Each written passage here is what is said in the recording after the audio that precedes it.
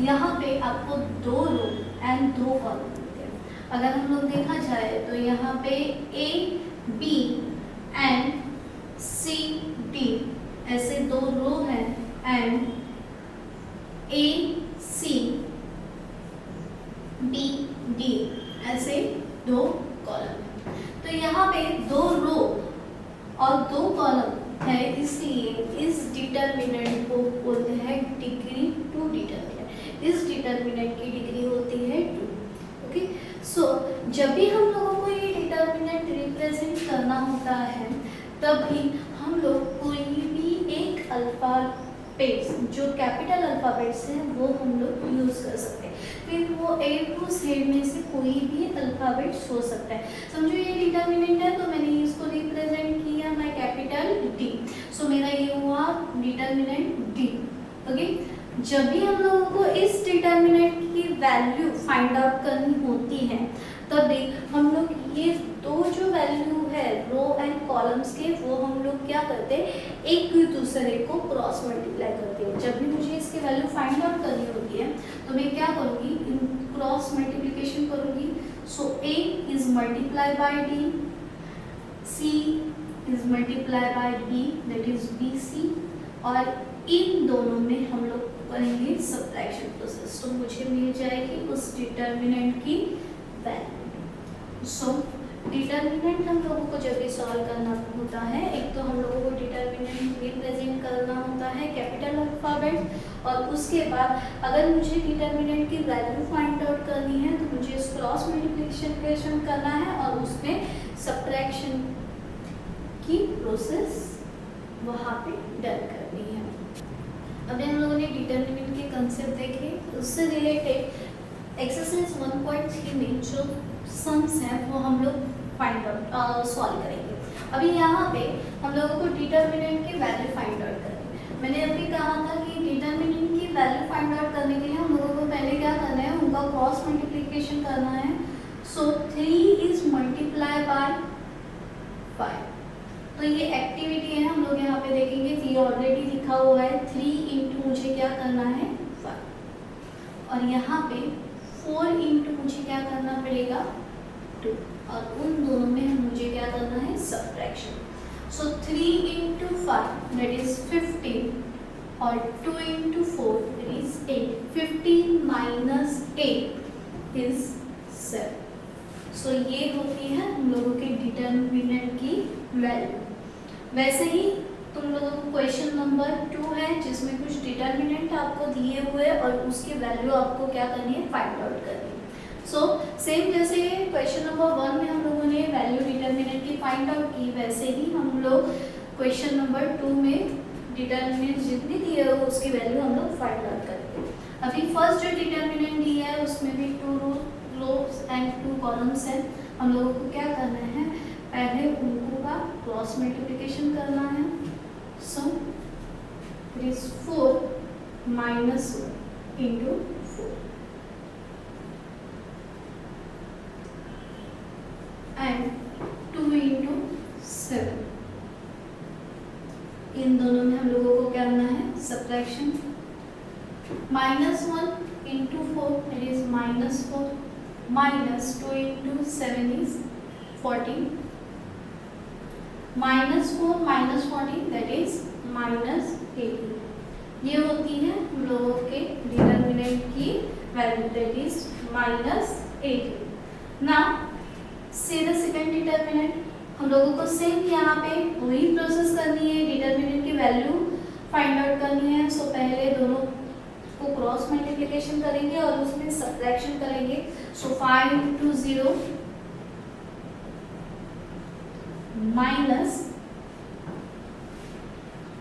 -7 into 3. Okay, so 5 into 0 is equal to 0 minus 7 into 3 that is -21। जब भी हम लोग ये ब्रैकेट ओपन करेंगे सो 0 प्लस 21 इज इक्वल टू 21। ये होती है हम लोगों के डिटर्मिनेंट की value, that is 21। Now the third determinant, यहाँ पे भी हम लोगों को सेम करना है, इस डिटर्मिनेंट की वैल्यू फाइंड आउट करनी है। हम लोग पहले उसको क्रॉस मल्टीप्लिकेशन करेंगे और उसमें सब्ट्रैक्शन प्रोसेस करेंगे। सो 7/3 multiply by 1/2 minus 5/3 multiply by 3/2। यहाँ पे देखा जाए तो यहाँ पे 3 कैंसिल होता है, पर अगर हम लोगों के लिए 3 कैंसिल किया तो आगे जाके हम लोगों को फिर से डिनोमिनेटर सेम करने पड़ेंगे, इसलिए हम लोग पहले कैंसिलेशन प्रोसेस नहीं करेंगे। 7 × 1 that is 7, 3 × 2 6, so it is 7/6 minus here 5 × 3 that is 15/3 × 2 that is 6। यहाँ पे बेस सेम होता है, अगर मैं यहाँ पे 3 कैंसिल करती तो बेस सेम नहीं रहता, फिर से हम लोगों को डिनोमिनेटर सेम करना पड़ेगा। अभी डिनोमिनेटर यहाँ पे सेम है तो हम लोग सब्ट्रैक्शन प्रोसेस कर सकते हैं। 7 - 15 दैट इज -8/6 -8/6 है तो हम लोग यहाँ पे लिखेंगे -4/3। This is your value of determinant.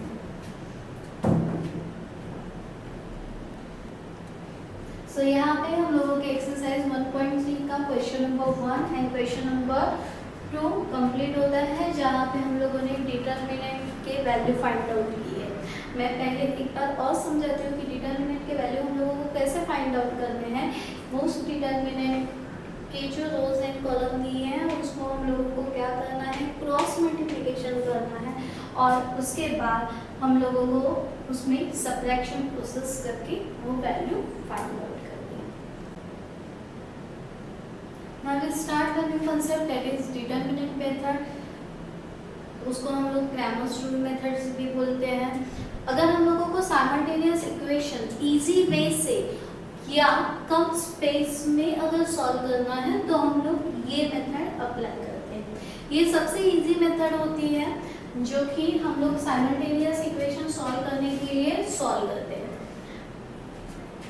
तो साइमल्टेनियस इक्वेशन सॉल्व करने के लिए हम लोग ये मेथड यूज करेंगे। अभी ये मेथड के वक्त हम लोगों को क्या करना है, जो दो इक्वेशंस दिए हुए हैं स्टेप 1 में हम लोगों को वो इक्वेशंस, दोनों इक्वेशन स्टैंडर्ड फॉर्म में लाना है। दैट इज समझो example a1x plus b1y is equal to c2 and a2x plus b2y is equal to c2। Make sure करना है कि जो इक्वेशन हम लोगों ने दिए हुए हैं वो इक्वेशन हम लोगों को क्या करने हैं, स्टैंडर्ड फॉर्म में लाने हैं। अगर स्टैंडर्ड फॉर्म में नहीं है तो हम लोग वो इक्वेशंस फॉर्म करेंगे स्टैंडर्ड फॉर्म में। अभी इसके बाद आप लोगों को क्या करना है कि जो हम लोगों ने पहले डिटरमिनेंट के वैल्यू फाइंड आउट किए थे, यहाँ पे आपको 3 डिटरमिनेंट्स के वैल्यू फाइंड आउट करने हैं। That is determinant d, determinant dx and determinant dy। अभी डिटरमिनेंट d फाइंड आउट करने के लिए आप क्या करेंगे, ये जो कांस्टेंट रो है, ये जो c1 c2 कांस्टेंट टर्म का रो है वो ओमिट करेंगे और डिटरमिनेंट में जो वेरिएबल, दो वेरिएबल है जैसे यहाँ पे x एंड y, ऐसे दो वेरिएबल है उनके कोएफिशिएंट यहाँ पे लिखेंगे। That is a1 a2 b1 b2 और इस d की वैल्यू फाइंड आउट करेंगे। आपको पता है कि d की वैल्यू कैसे फाइंड आउट करनी है, उसको क्रॉस मल्टीप्लिकेशन करना है और उसमें सब्ट्रैक्शन की प्रोसेस करके डिटरमिनेंट की वैल्यू फाइंड आउट करनी है। इन केस dx में आपको क्या करना है, dx में जो x वेरिएबल है उस वेरिएबल को क्या कर, वेरिएबल के कोएफिशिएंट को जहाँ पे हम लोगों ने लिखा है वो ओमिट करके वहाँ पे कांस्टेंट टर्म सब्स्टिट्यूट करनी। सो यहाँ पे आएगा c1 c2 b1 b2 as it is. सो यहाँ पे हम लोगों ने dx में क्या किया, जो x के कोएफिशिएंट का रो था वो ओमिट करके कांस्टेंट टर्म का जो रो था वो वहाँ पे हम लोगों ने सब्स्टिट्यूट किया, और यहाँ पे हम लोग ये dx की वैल्यू फाइंड आउट करेंगे। अभी नेक्स्ट हम लोग dy में क्या करेंगे, dy में हम लोग सेम जो y है, dy फाइंड आउट करना है तो y के कोएफिशिएंट जहाँ पे है वहाँ पे हम लोग कांस्टेंट टर्म लिखेंगे, is a1 a2 that is c1 c2, और यहाँ पे हम लोग dy की वैल्यू फाइंड आउट करेंगे। जैसे ही हम लोगों को d dx और dy इनकी वैल्यू मिल जाती है, हम लोग क्रैमर्स रूल अप्लाई करेंगे और वो वेरिएबल की वैल्यू यहाँ पे x एंड y ऐसे दो वेरिएबल हैं, हम लोग स्टेप 3 में क्या करेंगे, जो वेरिएबल्स है उन वेरिएबल की वैल्यू फाइंड आउट करेंगे। उसके लिए अगर x की वैल्यू फाइंड आउट करनी है तो मैं करूँगी dx upon d, and y की वैल्यू अगर मुझे फाइंड आउट करनी है तो मैं करूँगी dy अपॉन d। यहाँ पे हम लोग क्रैमर्स रूल अप्लाई करके x और y जो वेरिएबल्स हैं उनकी वैल्यू इस फ्लो से या इस प्रोसेस से हम लोग वो फाइंड आउट कर सकते हैं और हम लोगों के साइमल्टेनियस इक्वेशन सॉल्व कर सकते हैं। अभी हम लोगों ने क्रैमर्स रूल के स्टेप्स देखे, उस प्रोसेस को यूज करते हुए हम लोग exercise 1.3 question number 3 Cramer's rule use करके हम लोग सॉल्व करेंगे साइमल्टेनियस इक्वेशंस। देखिए यहाँ पे फर्स्ट आपको सम में 3x minus 4y is equal to 10 this is your first equation, and 4x plus 3y is equal to 5 is your second equation। Step क्या थी फर्स्ट कि आपको पहले क्या करना है, उसको स्टैंडर्ड फॉर्म में लाना है। सो ये ऑलरेडी स्टैंडर्ड फॉर्म में है, ax plus by is equal to c ax plus by plus is equal to c के फॉर्मेट में। अभी हम लोगों को d अगर वो स्टैंडर्ड फॉर्म में है तो उसके बाद dx एंड dy उसके वैल्यू फाइंड आउट करने हैं। सो मैं पहले d का डिटर्मिनेंट लिखती हूँ। सो d के डिटर्मिनेंट के वक्त हम लोग क्या करेंगे, पहले x के कोएफिशिएंट लिखेंगे फर्स्ट कॉलम में that is 3 and 4, second column में हम लोग y के कोएफिशिएंट लिखेंगे। ध्यान में रखिए कोएफिशिएंट लिखते वक्त उसके साइन के साथ लिखेंगे। अभी प्लस साइन हम लोग लिखते नहीं है इसलिए मैंने वो एज इट इज लिखे हैं, पर यहाँ पे 4 के साथ माइनस है तो हम लोग वो भी लिखेंगे -4 3। डिटर्मिनेंट सॉल्व करेंगे, ये 3 × 3 minus -4 × 4, 3 × 3 is 9 -16 minus plus then 9 plus 16 is equal to 25। It is your the value of d। यहाँ पे हम लोगों ने d की वैल्यू फाइंड आउट। अभी यहाँ पे हम लोग करेंगे dx की वैल्यू फाइंड आउट। उसमें क्या कहा था कि हम लोगों को x के कोएफिशिएंट ओमिट करके वहाँ पे कांस्टेंट कोई टर्म्स लिखने हैं that is 10 5 and -4 3 as it is. हम लोग अभी dx की वैल्यू फाइंड आउट करेंगे, उसके लिए क्रॉस मल्टीप्लिकेशन करेंगे 10 × 3 minus -4 × 5, 10 × 3 is 30 minus -20, so 30 plus 20 is equal to 50। This is the value of dx। यहाँ पे हम लोगों ने dx की वैल्यू फाइंड आउट की। अभी हम लोग फाइंड आउट करेंगे dy की वैल्यू। dy की वैल्यू फाइंड आउट करने के लिए हम लोग क्या करेंगे कि जहाँ पे x के कोएफिशिएंट है वो उस रो में कॉलम में एज इट इज लिखेंगे। जहाँ पे y के कोएफिशिएंट का कॉलम था वहाँ पे हम सब्स्टिट्यूट करेंगे।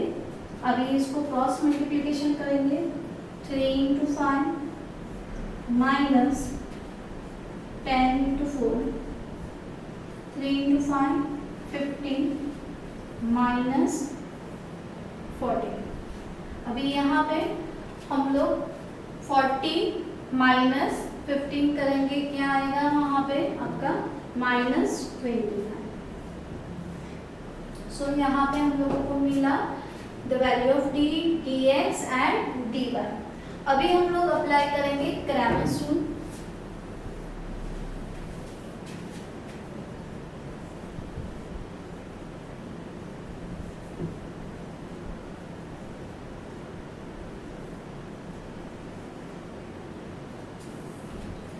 क्रैमर्स रूल क्या है? सो यहाँ पे x की वैल्यू फाइंड आउट करने के लिए हम लोगों को करना है dx upon d and y की वैल्यू फाइंड आउट करने के लिए हम लोगों को करना है dy upon d। So the value of dx यहाँ पे हम लोगों ने फाइंड आउट की है, दैट इज 50 अपॉन d की वैल्यू हम लोगों ने फाइंड आउट की है 25। यहाँ पे dy की वैल्यू हम लोगों ने फाइंड आउट की है -25 एंड द d की वैल्यू हम लोगों ने यहाँ पे फाइंड आउट की है 25। सो 50 upon 25 is 2, -25 upon 25 that is -1। So the value of x, यहाँ पे हम लोग सोल्यूशन से भी लिखेंगे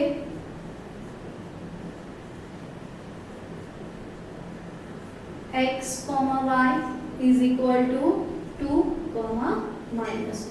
सो ये जो फर्स्ट सम है हम लोगों ने सॉल्व किया बाय यूजिंग क्रैमर्स रूल। सो ये मेथड सबसे इजी है, जहाँ पे हम लोगों को सॉल्व करने के लिए भी इजी है और जहाँ पे हम लोगों को स्पेस बहुत कम लगता है।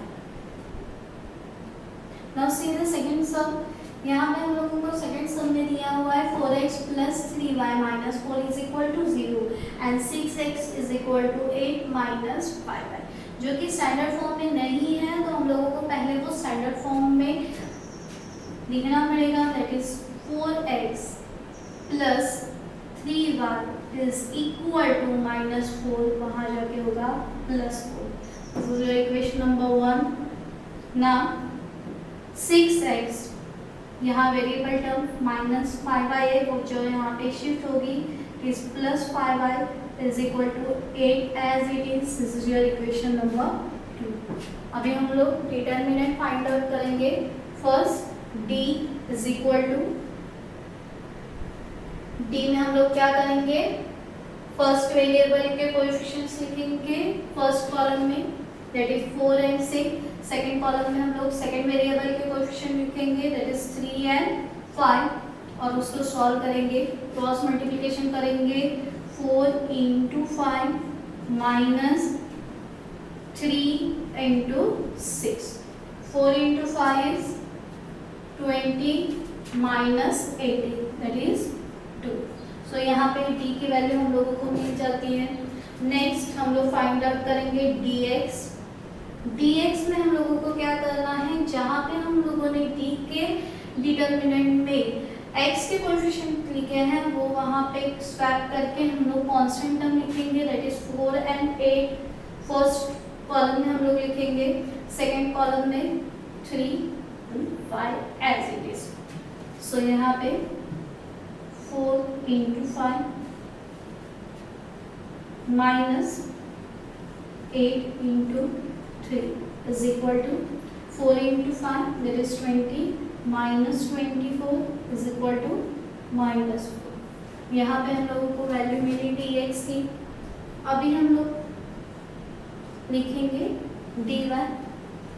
dy के डिटरमिनेंट में हम लोग क्या करेंगे, जो x के कोएफिशिएंट है वो फर्स्ट कॉलम में एज इट इज, बट जहाँ पे y के कोएफिशिएंट हम लोगों ने लिखे थे वहाँ पे स्वैप करके हम लोग क्या लिखेंगे, constant term, that is 4 and 8। Cross multiplication 4 into 8 minus 4 into 6 is equal to 4 into 8, that is 32 minus 24 is equal to 8। यहाँ पे हम लोगों के पास d की वैल्यू, dx की वैल्यू और dy की वैल्यू मिल जाती है। अभी हम लोग क्या करेंगे, क्रैमर्स रूल अप्लाई करेंगे। So by using